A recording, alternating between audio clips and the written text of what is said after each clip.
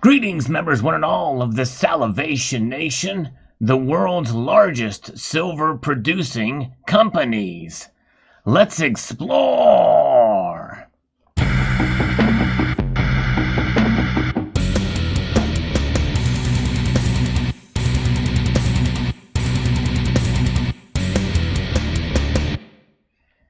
There has been great demand for silver, as we have seen, especially this year, but last year as well, a great amount after the coronavirus hit.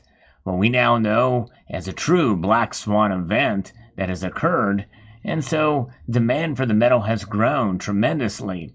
But mines have had a hard time keeping up with production because they have been shut down due to the coronavirus. We're going to take a look at some of these companies here that has produced this in great demand white metal out there. And we're going to look at this from a study that Kitco has done, the world's largest silver producing companies in 2020, from this report that is authored here by Kitco News. Kitco ranked the top 10 silver producing companies worldwide based off of their output in 2020. Now, we know with the coronavirus that has hit in 2020, there's been a little bit of a lack of production because of the coronavirus and all of the mandates and shutdowns that had occurred during that time. We know that demand has increased exponentially since the coronavirus hit, and especially this year we saw it with what we now know as the silver squeeze movement that continues to this day. Fresnillo is the world's top silver producer and Mexico's largest gold producer. Fresnillo's full year 2020 attributable silver production of 53.1 million ounces, including silver stream, was down 3% compared to 2019 due to the expected lower ore grade at Saucito. So that is an interesting dynamic here, mitigated by our higher ore grade at San Julian, DOB, and development ore from Juanicipio being processed for the first time. With a 43.4 million ounce of payable silver produced in 2020, KGHM Polska Miedz SA is the second largest silver producer worldwide. Production of payable silver was 5% lower compared to 2019 due to the lower content of silver in charged material processed at KGHM Polska Miedz. And so far, they've not mentioned the coronavirus pandemic. Glencore is third with 32.8 million ounces of silver produced in 2020. Newmont is the fourth largest silver producing company. The company had consolidated co-product silver production of 27.8 million ounces in 2020, which is 75% more compared to 15.9 million ounces produced in 2019.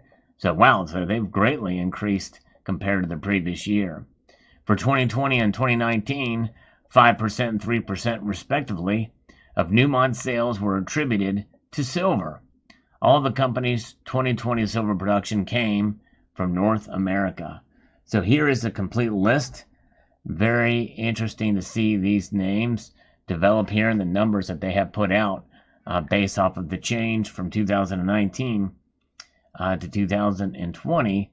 So only a negative 3% change for Fresnillo, and a 5% change drop from KGHM. Glencore saw this increase by 2. Newmont, a 75% increase. So a lot of silver was produced in 2020 despite, I guess, some of the shutdowns. We can see these other numbers. Number 5 is Codelco, which is a close fifth, just above Newmont, with a great amount of increase, 51% change increase in production there. Vedanta, who Dynastic Zinc, was up 6%, 23.7 million ounces there. Southern Copper, again, this is the 7th largest silver producer in the country. Think about that. They are a copper miner. It goes to show you that as things turn around, we will see increased silver production based off of a byproduct of copper.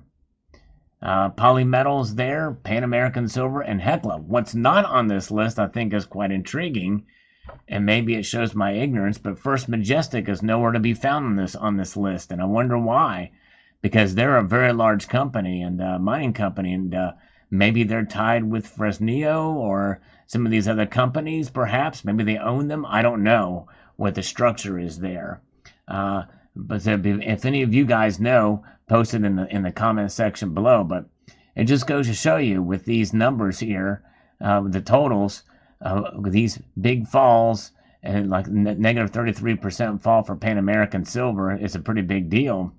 And negative 13 here, with the addition of these other metals here, we can add it up and do the math on it. But, typically what we're seeing here is a pretty big hunt for silver, and it's going to continue, I believe, this year to try to meet this demand that we're seeing, because it is intriguing.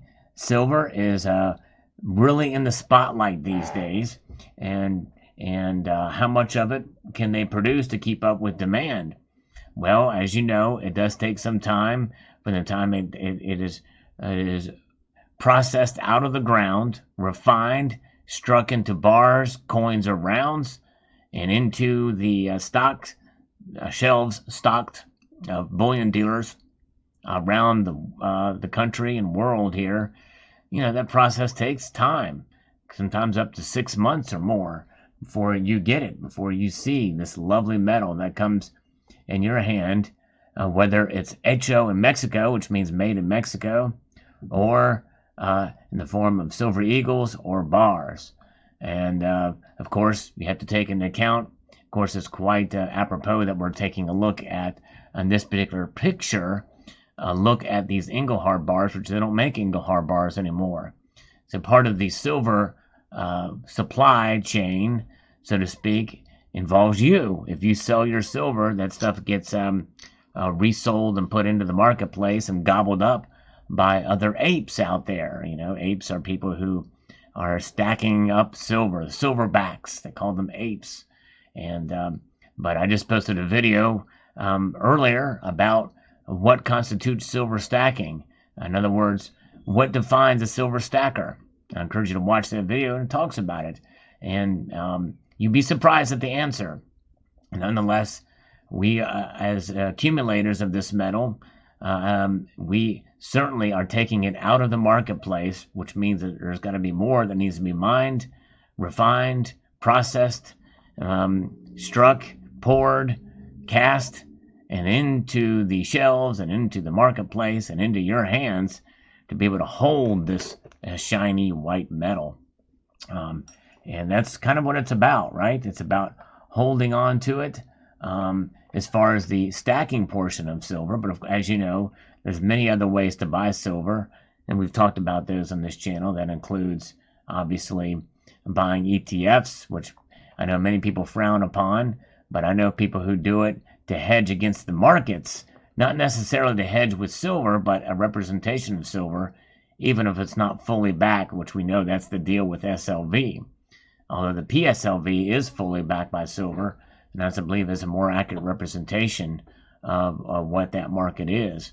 If I was to dabble in that world, which I don't have a single share of SLV or any paper holdings of silver, that would be the one I would go after. But there's something about actually having and holding on to actual physical silver in your hands, the sound of it, the feel of it, the look of it. It's even when it tones, it has a sense of beauty to it that I think is unmistakable, unmatchable. So there you have it. So that's the world's largest companies, silver producing companies, according to this report. It is interesting, and it will be very fascinating to see what the report looks like next year. My guess is, as things start to open back up again, vaccines make their way around. I know people have different views on that, but we set that aside for a moment. When people get out there and companies open up again, if people keep buying, more will be produced.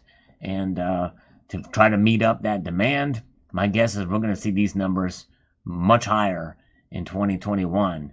than in 2020, especially if we see a movement upwards in spot price for silver, which the spot price for silver has been relatively stagnant this year, all things considered, in terms of the spot price.